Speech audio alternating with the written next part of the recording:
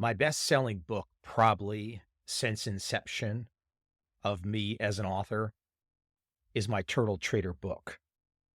The story about the trader students that one, Richard Dennis, and two, Bill Eckhart, trained to become trend-following traders. For those of you not familiar, a famous story, rich guy, early 80s, says, I can teach people to do what I do. Puts an ad in the paper, hires a bunch of trainees, gives them rules, stakes them with capital. 4 years later, the group of 20 students makes $100 million profit. It was a very secretive training experiment for a long time. After it was over, many of these students, nicknamed the Turtles, went on to become hedge fund managers. The biggest, most successful of all of them, a guy who has appeared on this podcast many times, is Jerry Parker. This is just a fabulous story because you're taking essentially people with very little experience off the street, so to speak, and given rules to trade from the masters, from two of the best traders on the planet at the time. And as long as these students followed the rules, they were successful. The facts, the truth of that, it's incontrovertible. The evidence is in. And as I make the case in my book, and I'll make the case now, it's a great example of nurture trumping nature. Now, that in of itself is controversial. Some people will make the argument, but Mike, they selected only smart people. Let's talk about that. That's probably 100% true. And let's take a step back and speak about basic intelligence. So far, in our very diverse world, we have developed a tool to measure intelligence. It's called the IQ test, determining IQ. And there is no shortage of data from university professors, researchers, etc., laying down the connection between IQ and success. And you can go even further, and you can look at IQ by country. You can look at IQ by race. You don't have to like the data. You can ignore the data. You can pretend the data doesn't exist. But at this stage of the game in 2024, the data is real. So if I went back in time to look at the students that were selected by Richard Dennis, I'm sure he was looking for high intelligence in his students. He was looking for high IQ. And he had tests, and he had interviews. And not surprisingly, especially if you were looking for people that had an aptitude for math or games, it'd be pretty easy to pick out those high IQ people and bring them in as turtles, bring them in as the turtle students, teach them, and then they're off to be successful traders. The famous story that we all know and that inspires so many people. So the caveat here, in my opinion, and I think the data backs this up, in a homogeneous population where most people are equal, so to speak, where the IQ doesn't vary so much. For example, in a place like China or Japan, you're generally going to have an overall higher IQ country. Sorry, kids, that's just the facts. So in that situation, what is the differentiating factor for success? I mean, if you have a bunch of high IQ people, a bunch of intelligent people, what's the difference between the big winner, the big achievement, and the person who just goes sideways their whole life? I would argue it comes down to nurture, not unlike the nurture the Turtle students received from Richard Dennis and Bill Eckhart. They definitely selected a homogeneous population to be the turtle trading students. Homogeneous in the sense that they were all pretty high IQ math games players. And that's not dissimilar to, for example, the Ivy Leagues. The Ivy Leagues in America will typically select, and you know this, I know this, the highest IQs measured at that point in someone's life. It's not really measuring achievement. It's not really even measuring ability. It's measuring IQ at that moment in time. But guess what?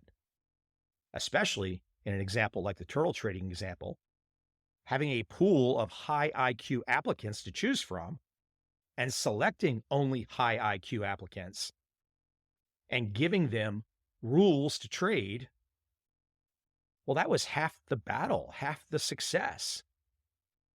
I'm sure if Richard Dennis would have broadened the experiment out to include much more in terms of diversity across the world, especially across IQ, the results would not have been the same. But so what? Meaning, who cares? Meaning, it's not surprising. It's not surprising that if you can do something like the turtle trading experiment and you pick smart students, your chances of success are much higher. And as I've just mentioned, it doesn't take much effort to figure out that there is a huge hereditary component to IQ, meaning you just don't learn it all if you don't have some built-in innate intelligence. Now, that doesn't mean that you can't get there, but you might have to work harder. You might have to work a lot harder. You might have to build a team where you do one part of the equation and somebody else is your math guru. Whatever. It doesn't make a difference, frankly. The achievers in this world just solve the damn problem. And that's where it comes down to the differences, for example, in grit, moxie, effort. You have other people who have sloth, or they're lazy, poor motivation. Look, you can guarantee there are untold numbers of people around this planet with Ivy League degrees who have essentially no achievement. There are plenty of people with Ivy League degrees who have plenty of achievement. But it doesn't necessarily get you anything. This gets me back to the whole point of this conversation today, which is the nurture side of it. If you have a group of people who are genuinely smart, we can measure it. What becomes the difference between those people just going a normal life, no real achievement, and those people that take off like on a rocket ship? This is Anthony Robbins 101.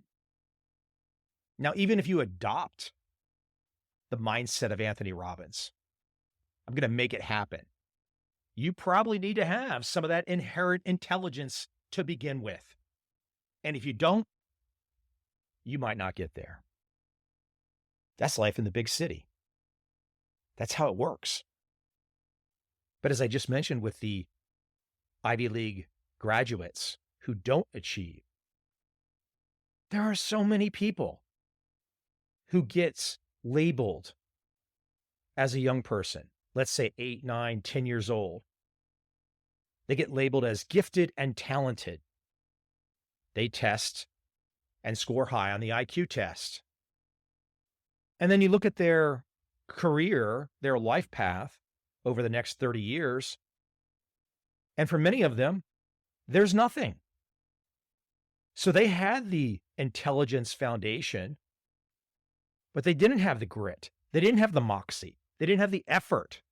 And maybe they didn't have the nurture. They didn't have someone telling them how it really fucking works. That was the brilliance of Rich Dennis. Rich Dennis was telling his students, this is how it fucking works. Now, do you believe me? Now, if you believe me and you work for me, I'll give you my money and you can trade my money. But you're going to follow my damn rules because you are dumb stumps and you don't know. You don't know yet, but I'm going to teach you. That's nurture. That is nurture beating nature. All those people out there that think that only great traders come from birth. They don't have a mentor. They don't have someone who tells them how the game works. Go look at the trader video with Paul Tudor Jones. Look how he describes his mentor. Everyone who gets to the big success has some type of nurture, something beyond the standard issue. Here is your K through 12. Here is your college curriculum. The same shit everyone has.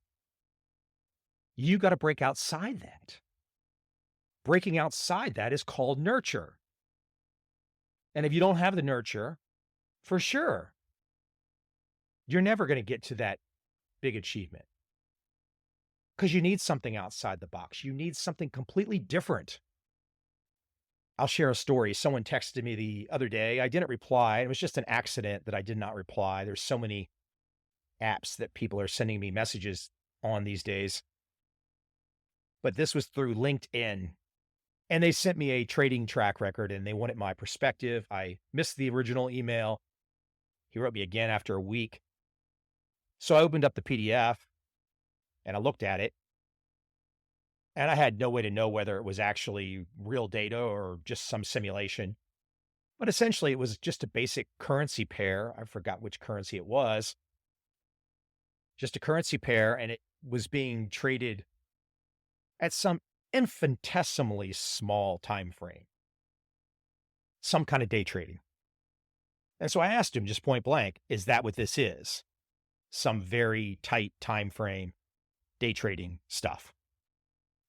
And he wrote me back and he said, yes. And I said, well, all 8 of my books, all 1,200 podcast episodes that I've done, they're all against that style of trading.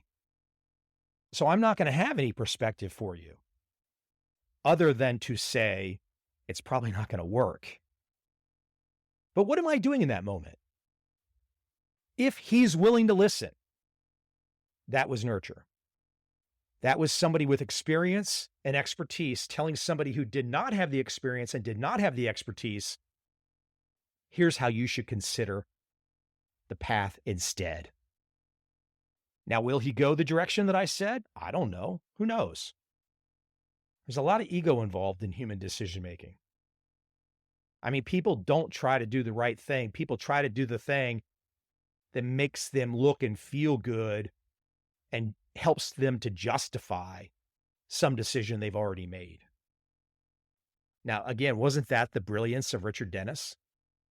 Richard Dennis didn't give a fuck what his turtle students knew when they came in. Oh, he cared if they were smart by some measure of math or the ability to play chess. He cared about that, but he didn't give a shit if they knew how to read a balance sheet. That was not part of it. So that learned skill was irrelevant. And he knew for his experiment to work, his students were going to have to give up. However they looked at the markets at that point in time of their life, or they were out. I mean, what would you do if one of the richest guys, one of the most successful traders in Chicago says, here's the way the game's going to work. You get my money and my rules, and you follow my rules, or you go home. That's some freaking pressure, right? Now, that pressure could be either helpful or perhaps not helpful. I've looked at the data for the students that traded under Richard Dennis, and I think for most of them, that was helpful because their track records while they were Turtle students under Dennis were all pretty damn successful. Now, the interesting thing that happens is after they left the embrace of Richard Dennis, some had 5 to 10 year careers. I don't know the exact number that I would say had these 5 to 10 year careers, but a handful did. Tom Shanks, Paul Rabar, Liz Cheval, Jerry Parker. But some didn't. Some couldn't make it happen once they were not trading for Richard Dennis. And that doesn't necessarily mean it was a lack of grit or moxie or effort. The money management business is a bitch. It's not so easy. It takes a lot of effort to trade for other people. Trading your own account is one thing. Go for it. Give it the shot. Jump in the game. Do as good as you can. Trading for other people is an entirely different operation. I remember still to this day, John W. Henry, the owner of the Red Sox, the guy who made essentially $1 billion to buy these sports teams, Liverpool and the Red Sox. And I asked him point blank to his face, what advice would you give to a young person? Something to that effect. And he just looked at me with the most tired eyes and said, it never gets easy losing money for people. Now, mind you, all the money he made was from managing money for people and making them money. But that was the first thing he could say. So it gets complicated when you start to break these things down. IQ is important. Intelligence is important. That will vary across country, across race. And depending on who you are, and depending on who your parents and grandparents were, you might have to overcome certain things if you want to win in the trading game that somebody else who might have been born in northern Japan with a super high IQ doesn't have to overcome. But guess what? Just because you were born in northern Japan with the super high IQ doesn't necessarily mean you're going to be successful either. It's a damn tricky proposition, this whole conversation, isn't it? Now, ultimately, the advice that I would give is the consistency, the discipline, your ability to stick with it. That's going to be the magic. Because most people quit. Most people give up on anything, on any entrepreneurial adventure. They just stop. They don't want to go anymore. They lose their motivation. Look, we're all on a journey. Individually, and through our families, and through our DNA. And that journey is a constant evolution. Some people, just by a stroke of luck, are clearly going to be farther down the path of intelligence than others. But so fucking what? You do what you can do with what you have. That's all you could do. But my conversation's here about the scientific method. So if we're going to have a tough conversation about IQ and country and race, then shit, it's all on the table. And we're going to be honest about it. We're not going to sit around and bullshit each other, right? I'm not woke. I'm not some libtard. I mean, people that I knew who voted Democrat, voted blue, and let's say the 80s and the 90s, I don't know where they sit today because their team has imploded. Their team has become something untenable. I mean, when your team starts talking about equal outcomes, you're screwed. I don't need to give a big long pitch here, but the idea of equal outcomes is a political philosophy. Equal outcomes equals the end of civilization. And we're right back to nurture trumping nature. We're right back to effort and grit and moxie and kicking fucking ass. And I can promise you, if anything from this today believe in the attitude. And if you don't believe in the attitude, go do your homework and do the reading, and you'll find out, guess what? My attitude is a direct result of nurture, a direct result of many, many mentors who instilled in me the way that things work. Now, you can go through your life thinking that it's all from birth. You can't change anything. You can't augment anything. You can't find nurture either through your own effort or through a mentor. You can go through life thinking that. And you very well might be successful in some way. But damn it, there is something beautiful. There is something rewarding and enriching that when you figure out you can go the extra mile, the extra effort, and do something that no one ever expected of you. See you again next week.